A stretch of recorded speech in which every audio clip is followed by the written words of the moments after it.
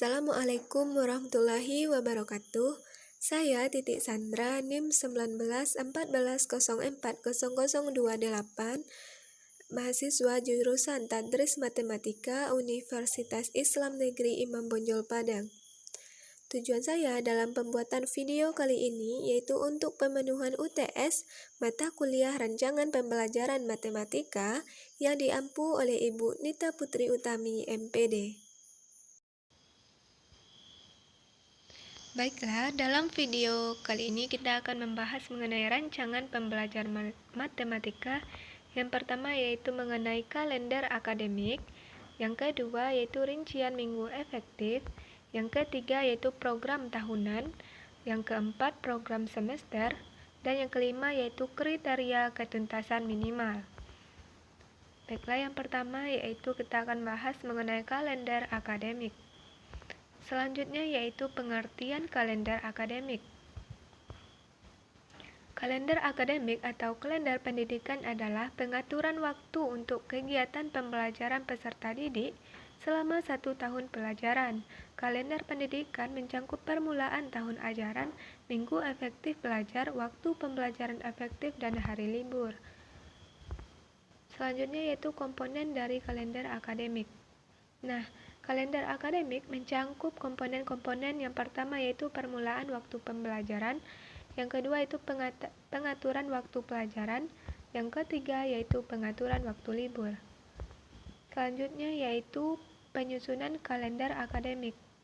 Nah, langkah-langkah menyusun kalender pendidikan yaitu yang pertama, melihat kalender pendidikan nasional yang telah dikeluarkan oleh pemerintah sebagai acuan untuk menentukan kalender pendidikan pada masing-masing satuan pendidikan. Yang kedua, menentukan minggu efektif, libur tengah semester, libur antar semester, serta libur akhir tahun dengan acuan jumlah yang telah ditetapkan. Yang ketiga yaitu menyesuaikan kalender dengan keadaan hari-hari libur umum maupun agama.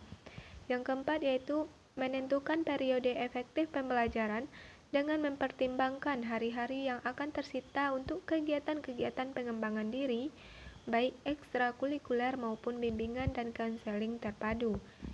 Yang kelima yaitu menentukan bobot dan alokasi hari-hari pembelajaran efektif setelah disesuaikan dengan hari efektif fakultatif serta hari libur fakultatif. Yang keenam yaitu merekap kalender pendidikan selama 1 tahun penuh, atau dapat pula ditambah kalender pendidikan per semester dan per bulan dengan rapi dan telah diteliti oleh tim perumus kalender pendidikan. Selanjutnya yaitu pelaksanaan kalender akademik. Nah, dalam pelaksanaan kalender akademik wajib diperhatikan prinsip operasi kegiatan sekolah. Yang pertama yaitu setiap kegiatan mempunyai fungsi peningkatan mutu efektivitas dan efisiensi pendidikan. Kemudian yang kedua yaitu setiap kegiatan mempunyai kaitan fungsional dan kegiatan lainnya yang relevan. Kemudian yang ketiga dalam fungsinya untuk meningkatkan mutu pendidikan, kegiatan kurikuler dan kegiatan ekstrakurikuler merupakan satu keseluruhan yang integratif. Yang keempat, penjadwalan kegiatan ekstrakurikuler menjamin kelancaran dan efektivitas pelaksanaan kegiatan ekstrakurikuler. Selanjutnya yaitu mengenai fungsi dari kalender akademik, yaitu yang pertama, mendorong efektivitas dan efisiensi proses pembelajaran di sekolah atau madrasah. Yang kedua, menyerasikan ketentuan mengenai hari efektif dan hari libur sekolah. Yang ketiga, pedoman dalam menyusun program kegiatan pembelajaran di sekolah. Yang keempat, pedoman bagi guru untuk menyusun program tahunan, program semester, serta membuat silabus, RPP, dan satuan acara pembelajaran. Selanjutnya yaitu mengenai alokasi waktu kalender akademik. Yang pertama, minggu efektif belajar alokasi waktunya minimum 34 minggu dan maksimum 38 minggu, yaitu digunakan untuk kegiatan pembelajaran efektif pada setiap satuan pendidikan. Yang kedua yaitu jeda tengah semester, alokasi waktunya maksimum 2 minggu, 1 minggu tiap semester. Yang ketiga jeda antar semester, alokasi waktunya maksimum 2 minggu, yaitu antara semester 1 dan 2. Yang keempat yaitu libur akhir tahun pelajaran. Alokasi waktunya maksimum 3 minggu digunakan untuk penyiapan kegiatan dan administrasi akhir dan awal tahun pelajaran. Selanjutnya yaitu yang kelima, hari libur keagamaan, alokasi waktunya 2-4 minggu. Kemudian yang keenam, hari libur umum atau nasional, alokasi waktunya maksimum 2 minggu, yaitu disesuaikan dengan peraturan pemerintah. Yang ketujuh, hari libur khusus, alokasi waktu maksimum 1 minggu, yaitu untuk satuan pendidikan sesuai dengan ciri kekhususan masing-masing. Yang kedelapan yaitu kegiatan khusus sekolah atau madrasah, alokasi waktunya maksimum 1 minggu digunakan untuk kegiatan yang diprogramkan secara khusus oleh sekolah atau madrasah tanpa mengurangi jumlah minggu efektif belajar dan waktu pembelajaran efektif. Selanjutnya yaitu mengenai contoh kalender akademik. Nah, teman-teman bisa melihat contoh dari kalender akademik, di mana seperti yang telah dijelaskan tadi bahwa kalender akademik yaitu mencangkup atau komponennya itu ada seperti mengenai kegiatan pembelajaran peserta didik, yaitu di mana kalender pendidikan atau kalender akademik ini yaitu mengenai pengaturan waktu untuk kegiatan pembelajaran peserta didik selama 1 tahun ajaran, di mana ada permulaan tahun pelajaran, ada di sini yaitu minggu efektif belajar, kemudian waktu pembelajaran efektif dan hari-hari libur. Nah, di sini teman-teman bisa melihatnya bahwa permulaan tahun ajaran yaitu dimulai dari bulan Juli, yaitu pada semester ganjil, kemudian berakhir pada bulan Juni, yaitu pada tahun berikutnya, yaitu pada semester genap. Nah, yang diberi keterangan yaitu berwarna di sini yaitu seperti asesmen nasional atau hari libur, atau ada kegiatan pesantren Ramadan, ada ujian tengah semester maupun ujian akhir semester. Itulah yang berwarna di sini dan diberi di bawahnya itu keterangan-keterangannya, di mana terdiri dari itu seperti permulaan tahun pelajaran tersebut mencangkup mengenai waktu pembelajaran efektif, hari libur. Inilah contoh dari kalender akademik. Selanjutnya yaitu kita bahasan yang kedua yaitu rincian minggu efektif. Nah, selanjutnya yaitu pengertian rincian minggu efektif. Minggu efektif adalah hitungan hari-hari efektif yang ada pada tahun pelajaran berlangsung untuk membantu kemajuan belajar peserta didik. Di samping modul, perlu dikembangkan program mingguan dan harian. RPE merupakan hitungan hari mengajar, baik itu hari efektif maupun hari libur. Semua dihitung dalam RPE sebagai perencanaan pembelajaran. Pentingnya RPE sama seperti pentingnya jadwal pelajaran. Tanpa adanya RPE, maka pembelajaran tidak mungkin bisa terlaksana dan terselesaikan dengan baik. Seseorang bisa mengetahui kapan hari libur dan kapan hari kerja dengan melihat kalender atau penanggalan. Selanjutnya yaitu kita masuk mengenai komponen-komponen dalam menyusun rincian minggu efektif. Yaitu yang pertama ada jumlah minggu dalam semester, yaitu merupakan jumlah seluruh minggu dalam semester, baik minggu efektif maupun minggu tidak efektif. Yang kedua yaitu jumlah minggu tidak efektif, di mana dalam minggu tersebut lebih dari 3 hari tidak bisa digunakan sebagai kegiatan pembelajaran. Yang ketiga yaitu jumlah minggu efektif, di mana jumlah minggu tersebut merupakan jumlah minggu yang efektif digunakan sebagai kegiatan pembelajaran. Yang keempat yaitu jumlah jam efektif kegiatan belajar mengajar, merupakan jumlah total jam efektif dalam semester. Kemudian yaitu kita masuk mengenai faktor-faktor yang perlu diperhatikan dalam menyusun rincian minggu efektif, yaitu ada tujuan apa yang diinginkan, kemudian program dan layanan, kemudian yang ketiga tenaga manusia, selanjutnya itu keuangan, bangunan fisik, struktur organisasi, dan konteks sosial. Selanjutnya yaitu Manfaat dari menghitung dan menyusun minggu efektif, di mana rincian minggu efektif diperlukan dalam penyusunan perangkat pembelajaran karena menjadi penentu awal pembuatan program tahunan dan program semester. Nah, dapat kita ketahui bahwa manfaat dari penyusunan rincian minggu efektif itu yang pertama, untuk mengetahui hari dan minggu yang efektif dan tidak efektif untuk kegiatan pembelajaran. Yang kedua, pedoman bagi para pendidik dan pengajar untuk membagi dan mengatur alokasi waktu kegiatan pembelajaran. Yang ketiga, yaitu sebagai bahan acuan untuk membuat perangkat pembelajaran seperti program tahunan dan program semester. Yang keempat yaitu memudahkan bagi para pendidik dalam membuat dan menyusun RPP. Yang kelima, meningkatkan efektivitas pembelajaran di kelas. Nah, selanjutnya, format dan perhitungan minggu efektif. Format rincian minggu efektif pada dasarnya terdiri dari 3 bagian, yaitu identitas mata pelajaran, perhitungan alokasi waktu, dan distribusi alokasi waktu. Nah, kita bahas yang pertama tadi yaitu identitas mata pelajaran. Identitas mata pelajaran yaitu meliputi komponen-komponen. Yang pertama yaitu satuan pendidikan, kemudian mata pelajaran, kelas atau program, kemudian semester dan tahun pelajaran. Yang kedua tadi yaitu perhitungan alokasi waktu, di mana yaitu terdiri dari yang pertama jumlah bulan dalam setiap semester, kemudian jumlah minggu dalam setiap bulan, jumlah minggu dalam tiap semester, jumlah minggu tidak efektif dalam tiap semester, jumlah minggu efektif dalam tiap semester, jumlah pelajaran tiap minggu, dan jumlah jam pelajaran efektif.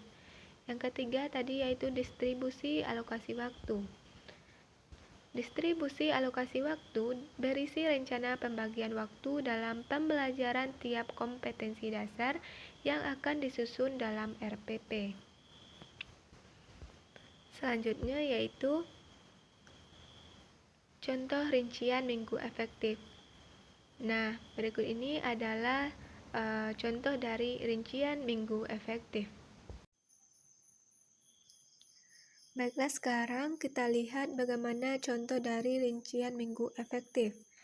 Sebelumnya, untuk merancang rincian minggu efektif ini, kita juga memerlukan yaitu kalender akademik. Nah, ini kalender akademik tadi, yaitu di mana untuk membuat rincian minggu efektif ini kita berpedoman atau mengacu kepada kalender akademik. Nah, kita lihat di sini bahwa rincian minggu efektif ini sebagaimana yang telah saya jelaskan tadi, yaitu terdiri dari identitas pelajaran, kemudian perhitungan alokasi waktu, dan distribusi alokasi waktu. Nah, kemudian pada identitas pelajarannya yaitu ada satuan pendidikan.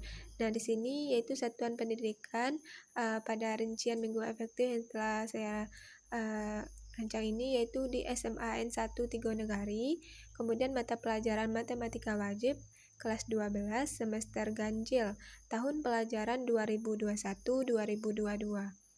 Nah, untuk perhitungan alokasi waktu yaitu terdiri dari yang pertama yaitu jumlah minggu dalam satu semester.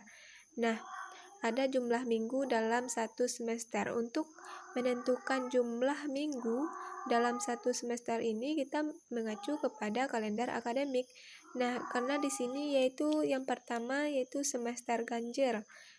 Jadi kita melihatnya di kalender yang semester ganjil, di mana yaitu jumlah minggu dalam satu semester ini berarti diganjil, yaitu dimulai dari bulan Juli dan diakhiri dengan yaitu sampai bulan Desember. Nah, kita dilihat di sini di bulan Juli ini berarti ada 5 minggu. Nah, kemudian untuk Agustus ada 4 minggu. Nah, yang di bulan Septembernya yaitu juga 5 minggu. Kemudian yang di bulan Oktober yaitu 4 minggu, di bulan November yaitu ada 4 minggu, dan Desembernya 5 minggu. Berarti jumlah minggu dalam satu semester ganjil ini ada 27 minggu. Nah, selanjutnya yaitu ada juga jumlah minggu tidak efektif. Nah, di mana tadi dalam satu semester ini terdiri dari 27 minggu. Jadi dalam 27 minggu ini ada juga minggu yang tidak efektif, di mana dia tidak efektif seperti adanya yang seperti di Juli ini, yaitu libur semester genap tahun pelajaran 2020-2021. Berarti itu tidak efektif. Kemudian di mana kita lihat di mana di bulan Juli. Nah, di mana di warna ada yang agak warna pink berarti awal semester ganjil dan genap. Berarti kita mulai sekolah yaitu di bulan di minggu yang ketiganya. Jadi minggu sebelumnya itu kan ada 2 minggu, berarti itu tidak efektif karena di situ masih libur akhir semester genap tahun ajaran sebelumnya, itu tahun 2020-2021-nya. Kemudian kita lihat di bulan September. Nah, di bulan September di sini yaitu ada warna biru dan warna kuning ini. Berarti warna biru itu ada asesmen nasional itu, kemudian warna kuning yaitu ada penilaian tengah semester. Nah, kita lihat bahwa pelaksanaan asesmen nasional berarti tidak efektif itu 1 minggu, kemudian penilaian tengah semester berarti 1 minggu juga. Jadi di bulan Desembernya yang warna hijau yaitu merupakan penilaian akhir semester atau ujian akhir semester. Nah, kemudian yang agak warna samping warna hijau ini yaitu pembagian rapor. Itu di sini saya perkirakan bahwa kan setelah kita ujian itu ada kelas meeting dan pembagian rapor atau persiapan dan pembagian rapor. Kemudian yang agak warna biru tua ini yaitu libur akhir semester. Jadi minggu tidak efektifnya yaitu di bulan Desember penilaian akhir semester 1 minggu, persiapan dan pembagian rapor 1 minggu, libur akhir semesternya 2 minggu. Jadi jumlah minggu tidak efektif dalam satu semester ganjil ini yaitu ada 8 minggu. Jadi untuk jumlah minggu efektif, rumusnya yaitu jumlah minggu dalam semester kita kurangkan dengan jumlah minggu tidak efektif. Jumlah minggu efektif tadi jumlah minggu efektif berarti jumlah minggu dalam satu semester tadi kan ada 27 minggu. Jadi 27 minggu kita kurangkan dengan jumlah minggu tidak efektif berarti 8. Berarti 27 minggu dikurang 8 minggu yaitu 19 minggu. Jadi jumlah minggu efektif pada semester 1 ini yaitu 19 minggu. Kemudian untuk jumlah jam efektif. Jumlah jam efektif sama dengan jumlah minggu efektif dikali jam pelajaran per minggu. Jumlah jam efektif, di mana tadi jumlah minggu efektifnya ada 19 minggu dikali jam pelajaran per minggu. Biasanya di sini ada juga yaitu seperti di SMP atau di SD ada 2 jam pelajaran, di sini yaitu 4 jam pelajaran. Jadi jumlah jam efektifnya yaitu 19 dikali 4 jam pelajaran per minggunya itu dapatlah 76 jam pelajaran. Nah, untuk distribusi alokasi waktunya. Nah, di sini tadi yaitu pada kelas 12 matematika wajib itu terdapat kompetensi dasar dan alokasi waktunya, di mana ada kompetensi dasar 3.1 yaitu mendeskripsikan jarak dalam ruang antar titik-titik ke garis dan titik ke bidang. Kemudian KD 4.1-nya menentukan jarak dalam ruang antar titik ke garis dan titik ke bidang.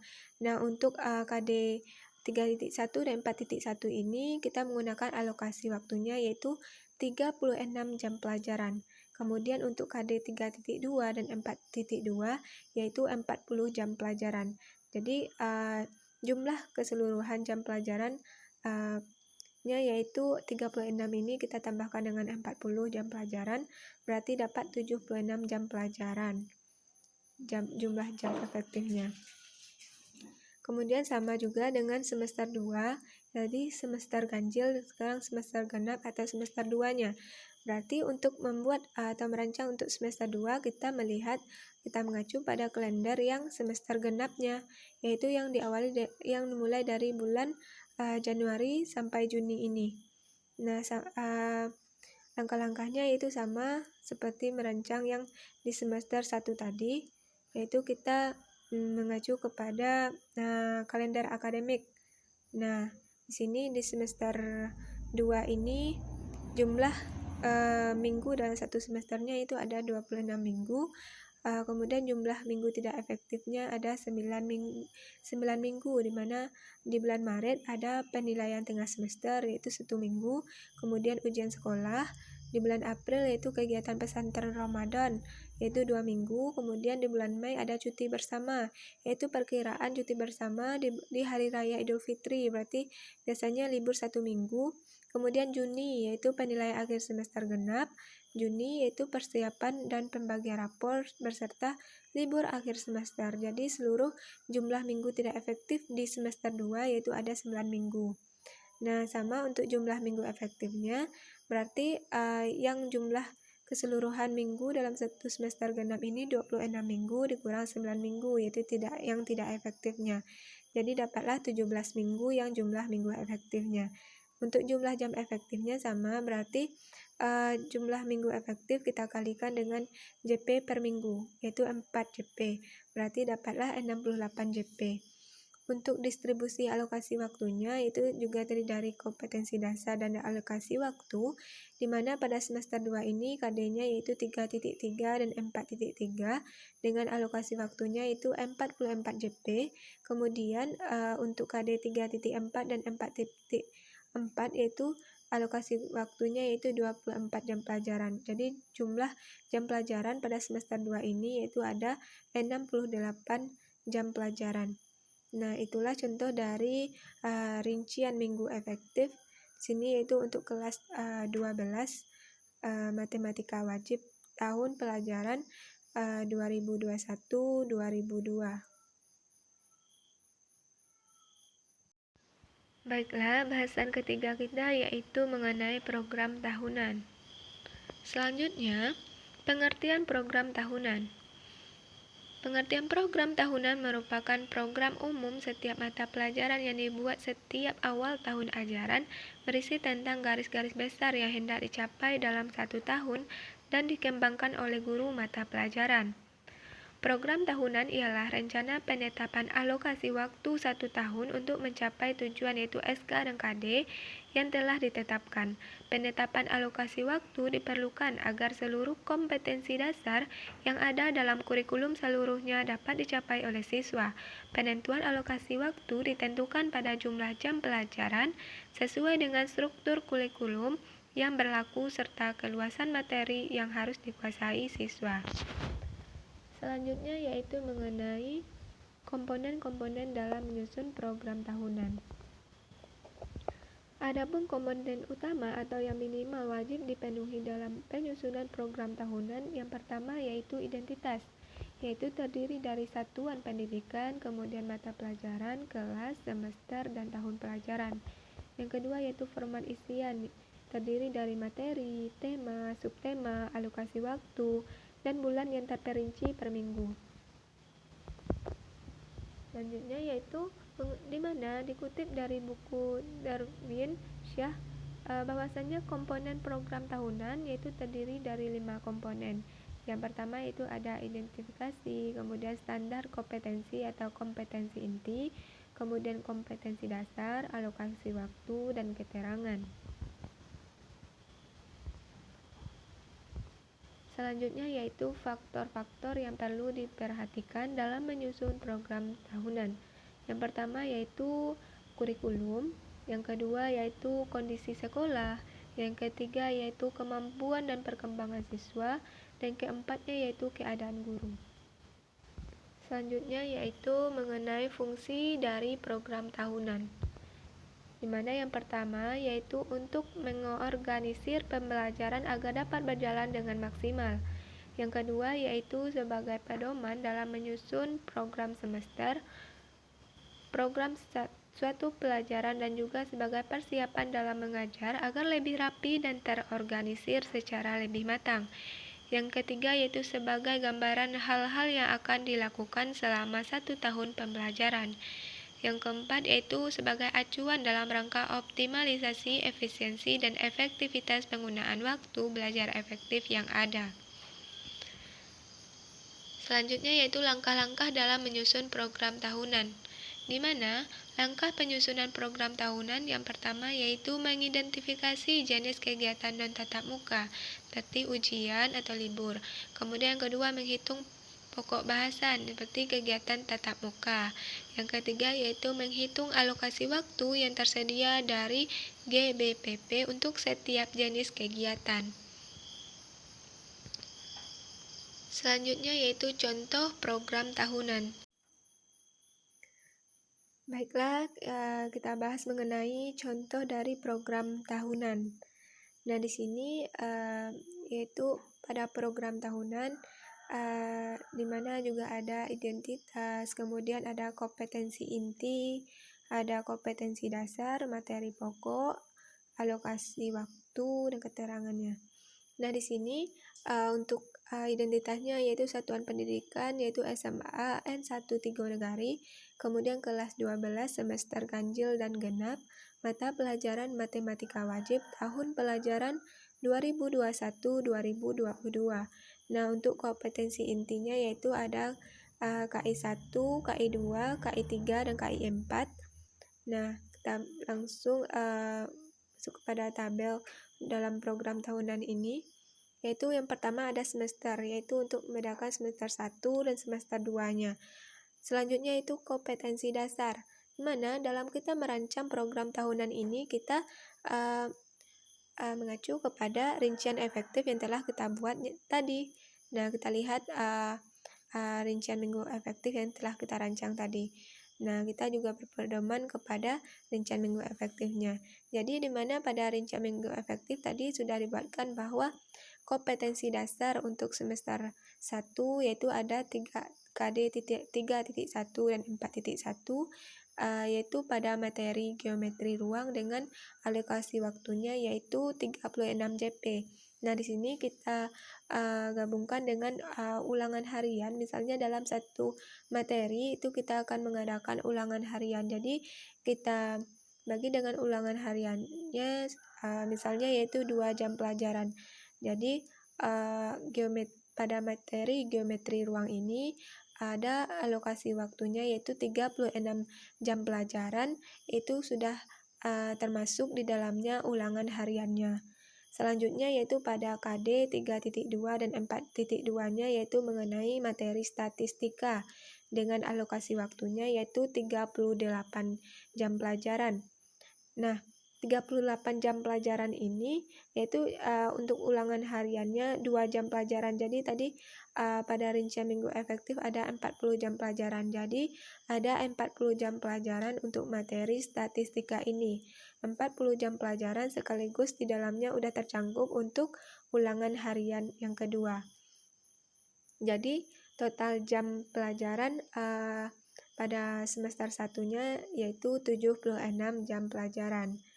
Selanjutnya yaitu untuk semester 2 yaitu ada KD 3.1 dan 3.3 dan 4.3 dengan materi pokoknya yaitu mengenai kaidah pencacahan.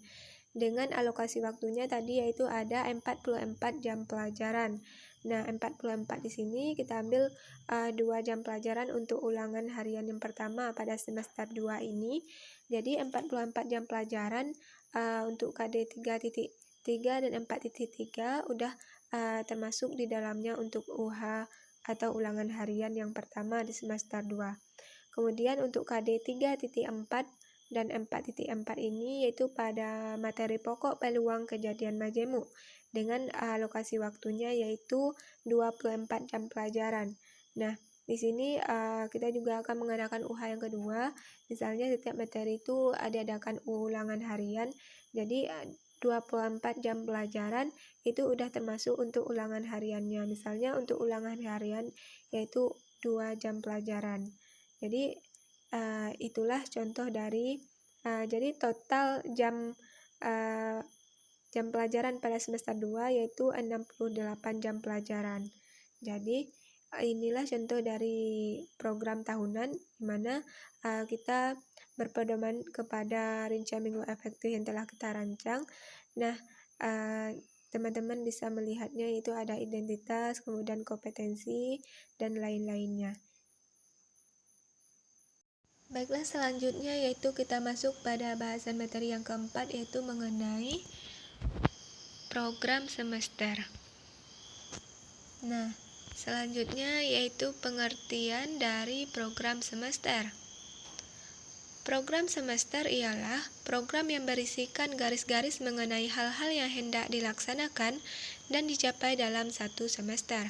Program semester ini merupakan penjabaran dari program tahunan.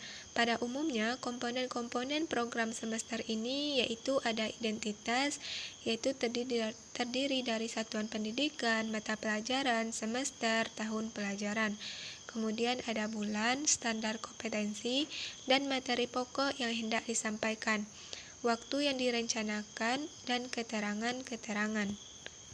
Selanjutnya yaitu komponen-komponen program semester.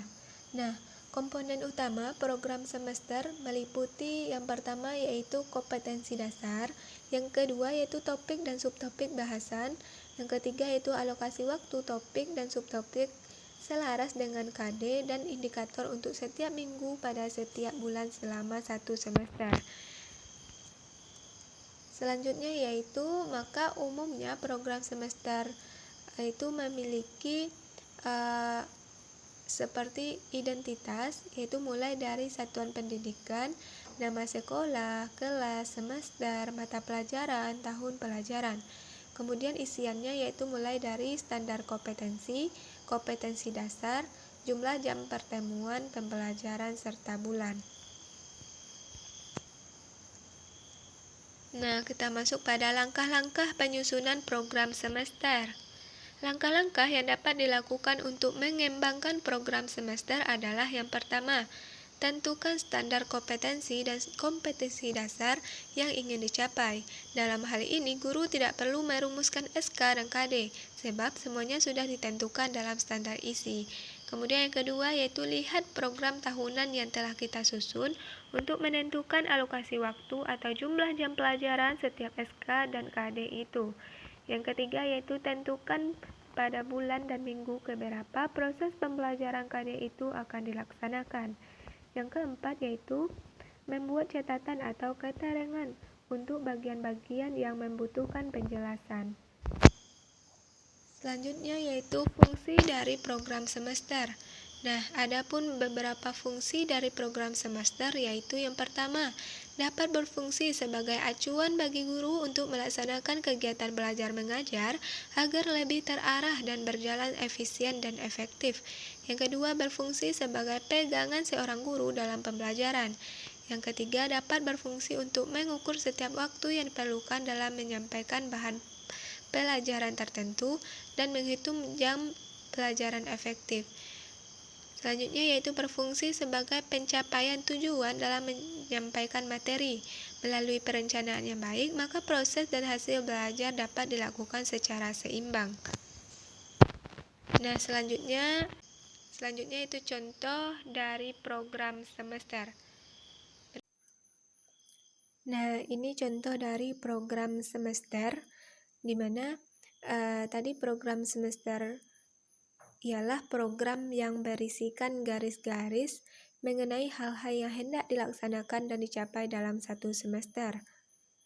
Nah, program semester ini kita merupakan penjabaran dari program tahunan. Nah, di sini komponen-komponen atau cakupan dalam program semester itu sama seperti ada identitas, yaitu ada satuan pendidikan, mata pelajaran, kelas, semester, tahun pelajaran. Kemudian ada di program semester ini ada bulan, kemudian ada materi pokok, kompetensi dan materi pokoknya yang hendak disampaikan, kemudian waktu direncanakan dan keterangan-keterangan. Nah, itulah komponen dari atau cakupan dalam program semester di sini. Di sini yaitu untuk identitasnya yaitu sama tadi yaitu pada satuan pendidikan itu SMAN 1 Tigo Nagari, mata pelajaran matematika wajib kelas 12 semester ganjil. Nah, kita bahas dulu semester ganjilnya atau semester 1 yaitu pada tahun pelajaran 2021-2022. Nah, program semester ini kemudian pada tabelnya ada KD, kemudian indikator, materi pokok, alokasi waktunya, kemudian ada bulan dan keterangan-keterangan. Nah, kita lihat di mana tadi kita juga mengacu kepada program tahunan ya, untuk merancang program semester ini. Nah, di sini ada KD-nya yaitu pada semester 1 tadi yaitu ada KD 3.1 dengan 4.1 itu merupakan materi pokoknya yaitu mengenai geometri ruang dengan alokasi waktunya yaitu 36 jam pelajaran. Nah, pada program semester ini ada indikator, maka kita buatkan indikatornya untuk KD 3.1 yaitu mengenai mendeskripsikan jarak dalam ruang antar titik, titik ke garis, dan titik ke bidang. Nah, di sini ada indikator yang pertama yaitu 3.1.1-nya yaitu memahami konsep geometri ruang. Kemudian yang kedua yaitu menjelaskan pengertian jarak antar titik dalam ruang. Yang ketiga yaitu mengidentifikasi fakta pada jarak antar titik dalam ruang. Dan seterusnya yaitu di sini saya buatnya ada 10 indikator untuk KD 3.1.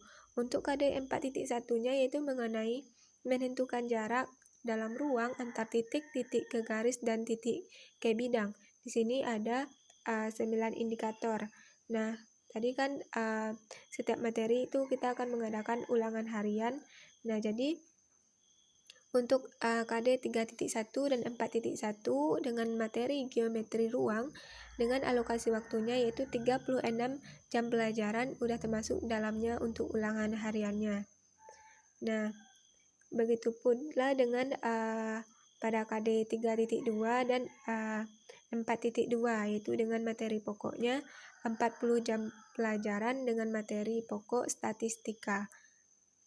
Nah, untuk mengisikan pada bulan-bulannya ini, pada minggunya ini, yaitu kita melihat indikatornya di sini. Kita bagi, misalnya di sini saya untuk indikator 3.1.1 sampai 3.1.3 ini saya menggunakan yaitu minggu pertama belajar di bulan Juli ini yaitu 4 jam pelajaran. Dimana yaitu tadi 4 jam pelajaran per minggu berarti saya buatkan 4. Nah, untuk indikator selanjutnya berarti kita masuk pada minggu selanjutnya. Nah, berarti pada kolom 4 ini atau minggu kedua di sekolah di bulan Juli. Nah, untuk berarti KD untuk 3.14 sama sampai dengan 3.16 di sini itu minggu kedua belajar di bulan Juli. Seterusnya itu untuk KD untuk indikator 7 sampai 9-nya dan sampai 10. Kemudian lanjut yaitu kita lanjutkan yaitu seterusnya yaitu mengisikan pada minggu-minggu di bulan di semester ganjil ini. Misalnya yaitu di sini kan 36 jam pelajaran, berarti kita harus mengisikannya sampai 36 jam pelajaran atau sama dengan 9 minggu berarti untuk materi geometri ruang yaitu 36 jam pelajaran bersama dengan ulangan hariannya di sini yaitu dibuatkan yaitu pada minggu yang ke-9-nya yaitu 2 jam pelajaran untuk ulangan harian.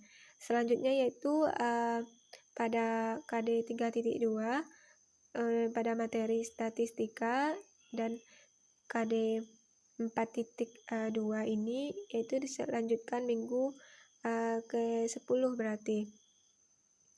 Nah, di sini sama seperti KD 3.1 tadi sampai ke sini sampai ke bawahnya. Jadi di sini untuk 4.2-nya sampai 8 indikatornya.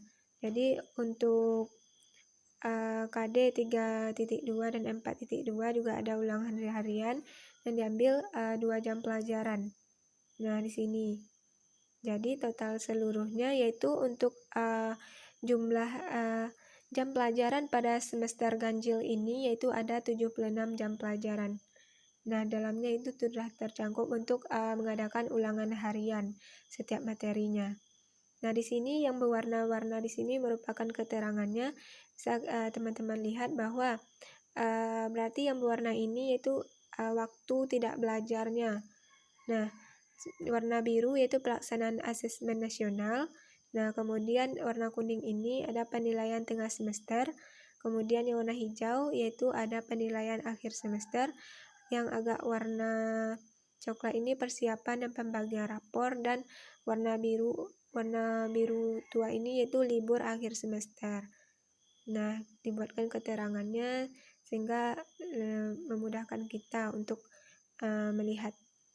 Kemudian sama juga untuk program semester yang untuk semester genapnya, di mana tadi kan terdiri dari KD 3.3 dengan 4.3 yaitu pada materi kaidah pencacahan dengan alokasi waktunya yaitu 44 jam pelajaran.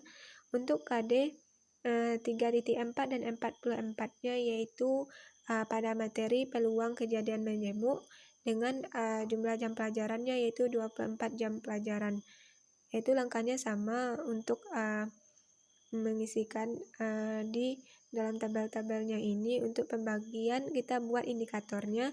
Di sini saya membuat KD 3.3 ini ada 14 indikatornya. Kemudian untuk KD 4.3 ada 8 indikator. Nah, kemudian setelah satu materi ini, yaitu materi tentang kaidah pencacahan, yaitu ada ulangan harian. Nah, ulangan harian di sini berarti 2 jam pelajaran. Begitu juga dengan KD 3.4 dan 4.4. Ada ulangan harian 2 JP. Jadi total pada semester 2 ini yaitu untuk cadangannya yaitu 0 JP. Kemudian jumlah seluruh jam pelajaran pada semester 2 ini yaitu 68 jam pelajaran. Kita lihat keterangan-keterangan yang berwarna di sini berarti tidak belajar, waktu tidak belajar. Seperti yang warna kuning yaitu penilaian tengah semester, yang agak warna coklat ini yaitu ujian sekolah. Kemudian warna hijau muda kegiatan pesantren Ramadan. Kemudian hijau tua yaitu penilaian akhir semester. Yang di sini yaitu persiapan dan pembagian rapor. Kemudian agak warna ungu ini yaitu cuti bersama Hari Raya Idul Fitri. Dan biru tua ini merupakan libur akhir semester. Nah, inilah contoh dari program semester yaitu kelas 12 matematika wajib, yaitu semester ganjil dan semester genap tahun pelajaran 2021-2022. Selanjutnya yaitu yang bahasan terakhir mengenai KKM. Nah, yang pertama yaitu pengertian KKM. Kriteria ketuntasan minimal atau KKM adalah nilai minimal yang harus dicapai oleh siswa dapat mata pelajaran tertentu yang dihitung dalam setiap indikator dengan memperhatikan kompleksitas, daya dukung, dan intake peserta didik untuk mencapai ketuntasan kompetensi dasar dan standar kompetensi.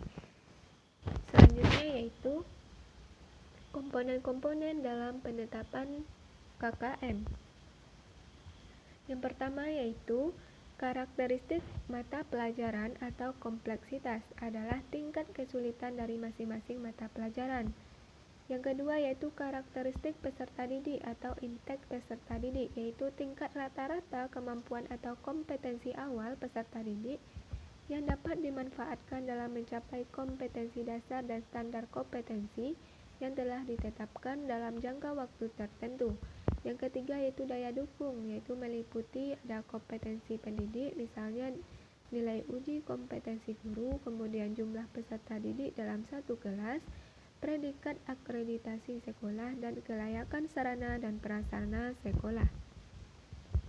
Selanjutnya yaitu faktor-faktor yang perlu diperhatikan dalam penetapan KKM. Hal-hal yang harus diperhatikan dalam menentukan KKM, yang pertama yaitu hitung jumlah kompetensi dasar setiap mata pelajaran setiap kelas. Yang kedua yaitu tentukan kekuatan atau nilai untuk setiap aspek atau komponen sesuai dengan kemampuan masing-masing aspek. Yaitu mana aspeknya tadi ada 3, yaitu kompleksitas, daya dukung, dan intek peserta didik. Yang ketiga yaitu jumlahkan nilai setiap komponen, selanjutnya dibagi 3 untuk menentukan KKM setiap KD. Berarti ketiga aspek kriteria penetapan KKM kita bagi 3, dapatlah KKM KD. Untuk mendapatkan KKM setiap KD-nya. Kemudian jumlah seluruh KKM KD tersebut selanjutnya kemudian jumlah seluruh KKM KD selanjutnya dibagi dengan jumlah KD untuk menentukan KKM mata pelajaran. Yang kelima yaitu KKM setiap mata pelajaran pada setiap kelas tidak sama tergantung pada kompleksitas KD, daya dukung, dan potensi siswa.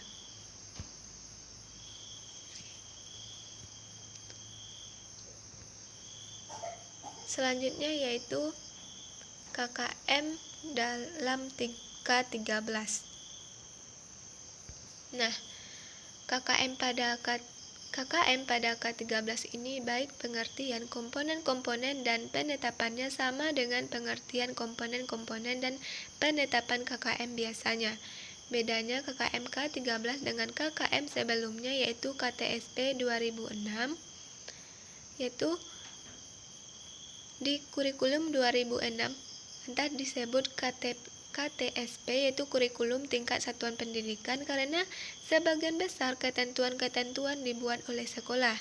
Misalnya silabus dibuat oleh sekolah, ketentuan kenaikan kelas, penentuan batas ketuntasan minimal yang disebut KKM juga ditentukan oleh sekolah. Di kurikulum 2013 memang juga disebut KTSP, namun kadar KTSP-nya lebih rendah bila dibandingkan dengan kurikulum 2006. Selanjutnya yaitu mengenai fungsi KKM. Yang pertama yaitu bisa menjadi acuan bagi guru dalam menilai kompetensi siswa sesuai kompetensi dasar mata pelajaran yang diikuti. Yang kedua yaitu bisa juga menjadi acuan untuk peserta didik dalam menyiapkan diri mengikuti penilaian mata pelajaran. Yang ketiga, dengan KKM dapat digunakan sebagai bagian dari komponen dalam melakukan evaluasi program pembelajaran yang dilaksanakan di sekolah. Yang keempat yaitu menentukan KKM merupakan kontrak pedagogis antara guru dengan peserta didik dan antara satuan pendidikan dengan masyarakat. Selanjutnya yaitu contoh KKM. Berikut ini adalah contoh KKM yang dapat kita perhatikan sama-sama. Baiklah, sekarang kita lihat contoh dari kriteria ketuntasan minimal, di mana juga ada identitas. Di sini identitas yaitu Satuan Pendidikan SMA N1 Tigonagari, mata pelajaran Matematika Wajib, kelas 12 semester ganjil. Nah, kita bahas semester ganjilnya dulu. Kemudian untuk tahun pelajaran 2021-2022. Di mana di KKM ini juga ada KI, berarti KI 1, KI 2, KI 3, dan KI 4. Dan seterusnya itu pada tabel KKM-nya yaitu ada kompetensi dasar, kemudian indikator. Nah, di mana untuk penetapan KKM ini ada 3 aspek juga, ada kompleksitas, daya dukung, intek peserta didik, dan nilai KKM-nya. Nah, untuk 3 aspek ini, yang pertama kompleksitas, di mana pada kompleksitas ini semakin sukar atau semakin sulit materi atau KD-nya, maka nilainya semakin tinggi. Semakin sukar, maka nilainya semakin rendah nilainya. Kemudian semakin mudah materinya itu nilainya semakin tinggi. Daya dukung ini, jika daya dukungnya tinggi, maka nilainya tinggi juga. Jika rendah, nilainya juga rendah. Kemudian sama dengan intek, yaitu jika nilainya tinggi, maka inteknya itu tinggi. Jika inteknya rendah, maka nilainya rendah. Beda dengan kompleksitas ini. bisa kita lihat di sini. Misalnya kompleksitas ini tinggi, berarti di sini bisa juga kita bilang itu sulit atau sukar. Jadi nilainya rendah gitu. Kemudian untuk rendah di sini berarti mudah, berarti nilainya semakin tinggi, yaitu 81 sampai dengan rentang 100. Kita lihat bahwa di KD 3.1 yaitu mendeskripsikan jarak dalam ruang antar titik, titik ke garis, dan titik ke bidang. Untuk indikatornya tadi yaitu sudah dibuatkan pada program semester tadi, yaitu untuk KD 3.1 ada 10 indikator. Nah, pada KKM ini kita akan mencari KKM indikator, KKM KD, KKM KI, KKM semester, dan KKM mata pelajaran. Nah, di sini kita pada tabel di sini kita membuatkan nilai-nilai untuk KKM-nya. Misalnya pada indikator 3.1.1 ini memahami konsep geometri ruang. Materinya sedang, berarti kita ambil di sedang ini. Misalnya saya buatnya itu 80 nilainya. Kemudian daya dukungnya tinggi, berarti kemudian 90. Kemudian intake peserta didik yaitu 85, sehingga untuk mendapatkan nilai KKM-nya yang pertama kita cari nilai KKM indikatornya. Untuk mendapatkan nilai KKM indikator ini, kita tambahkanlah 3 aspek ini. Misalnya pada indikator 3.1.1 ini kan kompleksitasnya 80, daya dukungnya 90, dan intake peserta didiknya 85. Kita tambahkan 3 aspek ini pada titik KD pada indikator 3.1.1 ini. Kemudian kita bagi 3, dapatlah KKM indikatornya yaitu 85. Begitu juga dengan seterusnya, yaitu untuk indikator 3.1, 3.2, 3.1, 3.3, dan seterusnya.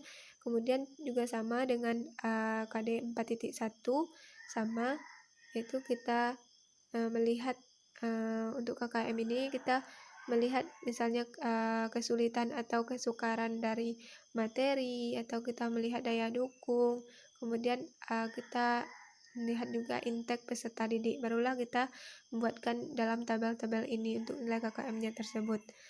Jadi selanjutnya itu untuk KKM KD. Setelah kita mendapatkan KKM indikator ini, kita akan mencari KKM KD, yang mana untuk mendapatkan KKM KD ini kita jumlahkan KKM indikator ini seluruhnya pada setiap pada KD-nya. Misalnya pada KD 3.1 ini kita jumlahkan seluruh indikatornya, berarti tadi kan ada 10 indikator pada KD 3.1. Jadi kita jumlahkan, kemudian kita bagi 10. Maka dapatlah nilai KD untuk KD 3.1 ini ada 85. Begitu juga dengan KD 4.1, kita tambahkan KD indikator KKM indikator dari setiap indikator ini, di mana pada KD 4.1 ada 9 indikator. Nah, kita jumlahkan seluruh KKM indikator ini, kita bagi 9, berarti kan 9 buah indikatornya, berarti dapatlah KKM KD-nya, di mana pada KD 4.1 juga KKM KD-nya juga 85. Sehingga untuk selanjutnya yaitu untuk KMKI di sini. KMKI di sini yaitu kita terlihat bahwa KD 3.1 tadi 85, kemudian 4.1 85, kita jumlahkan kemudian kita bagi 2, sehingga dapat juga untuk KKM KI-nya ini 85. Nah, kemudian untuk KKM KI di sini begitu juga untuk yang KD 3.2, kemudian KD 4.2. Langkahnya sama. Kemudian untuk KKM semester jadi kita rata-ratakan atau kita jumlahkan untuk KKM KI tadi kan, kemudian kita bagi berapa KI-nya itu, sehingga dapat juga untuk KKM semesternya ini 85. Kemudian untuk KKM mapelnya ini kita rata-ratakan nih KKM semester 1 dan semester 2, di mana semester 1-nya 85, kemudian pada semester 2 juga 85. Jadi kita bagi 2, kita jumlahkan, kemudian kita bagi, juga dapatlah KKM mapelnya yaitu 85. Jadi pada semester 1 ini untuk KKM-nya yaitu rata-ratanya KKM-nya itu 85. Begitu juga untuk yang semester 2-nya. Yang semester 2 yaitu pada KD 3.3, kemudian 4.3, 3.4 dan 4.4. Sini kita membuatkan nilainya ini berpatokan kepada kompleksitas, daya dukung, dan intake peserta didik. Maka untuk mendapatkan yang pertama kita cari KKM indikator. Nah, kita jumlahkan 3 aspek ini, misalnya pada indikator 3.3.1 ini. Nah, berarti 84 ditambah 90 ditambah 87 dibagi 3, maka dapatlah KKM indikatornya 86. Nah, sampai habis indikator pada 3.3 ini, yaitu sampai 3.3.14. Berarti kita jumlahkan KKM indikator keseluruhan sampai 14 ini, kita bagi dengan 14, maka dapatlah KKM KD-nya. Itu juga dapat KKM KD-nya 85. Kemudian untuk KKM lainnya sama seperti pada semester 1 tadi langkahnya, sehingga dapatlah untuk KKM baik itu semester 1 dan semester 2-nya yaitu sama. Untuk KKM mapel atau KKM semesternya yaitu ada 85 untuk semester 1 maupun semester 2-nya pada kelas 12 matematika wajib yang dicontoh di sini, yaitu KKM-nya yaitu 85. Inilah contoh dari kriteria ketuntasan minimal atau KKM.